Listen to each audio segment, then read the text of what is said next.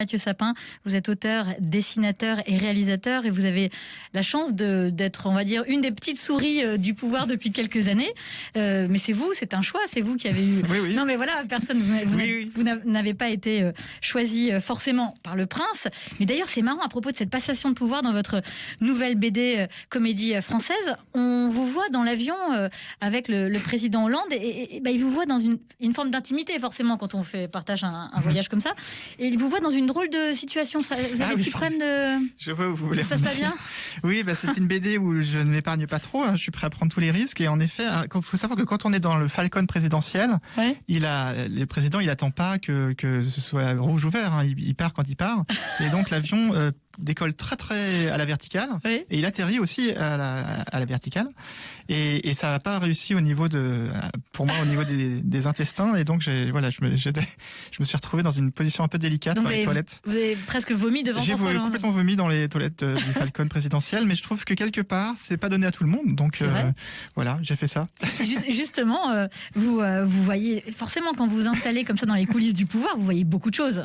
Oui. Et vous voyez des choses très intimes, vous voyez, c'est pas évident de faire la part et de savoir ce qu'on va garder dans une BD qui va être lue par les Français. Oui, moi j'essaye de raconter les choses aussi en me disant de parler à des gens qui connaissent pas tous ces milieux-là, qui s'intéressent pas nécessairement à la politique d'ailleurs, parce que ce qui m'intéresse c'est montrer aussi les coulisses, montrer l'humain, montrer comment plutôt les choses qui ratent et pas faire une opération de com, mais plutôt vraiment de raconter à ma hauteur les choses comme je les vois. D'ailleurs, à propos de choses qui ratent, entre guillemets, et à propos des codes nucléaires, vous avez remarqué que on surveillait pas toujours cette valise aux côtés du président Macron.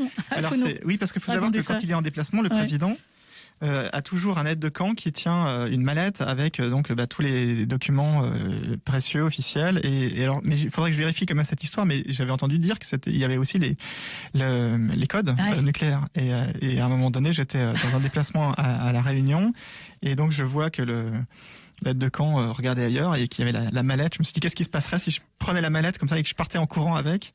Mais je pense que j'irais pas très loin parce qu'il y a quand même un service de sécurité assez bien, assez efficace. Vous l'avez juste imaginé. C'est vrai que c'est pas évident d'être à votre place aussi et c'est pour ça que dans cette bande dessinée, vous partez au XVIIe siècle dans la peau de Jean Racine. Oui. Alors là, je me dis, il a pris un melon, Mathieu Sapin, il se compare à Jean Racine, ça y est, qui côtoie Louis XIV. Et à la fois, c'est ça. Pourquoi vous êtes comparé à lui et pourquoi c'est intéressant dans votre bande dessinée? Je voulais parler des rapports entre la mise en scène du pouvoir. Comment le pouvoir essaye d'utiliser les artistes et puis des techniques de communication pour se mettre en scène.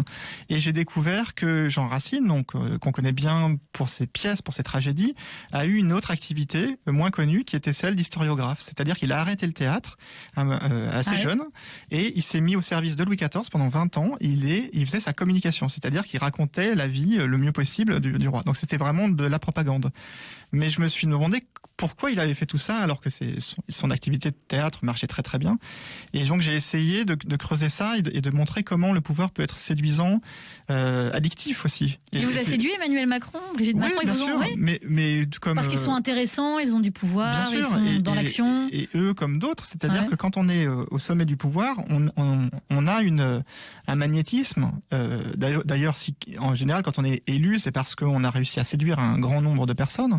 Et donc je voulais montrer ces rapports qui induisent aussi des rapports de cour, bien sûr. C'est-à-dire qu'il y a beaucoup de gens qui sont autour comme ça et qui sont sensibles aux honneurs et à... Comment elle les appelle, Brigitte Macron, ces gens-là? À les suce-boules.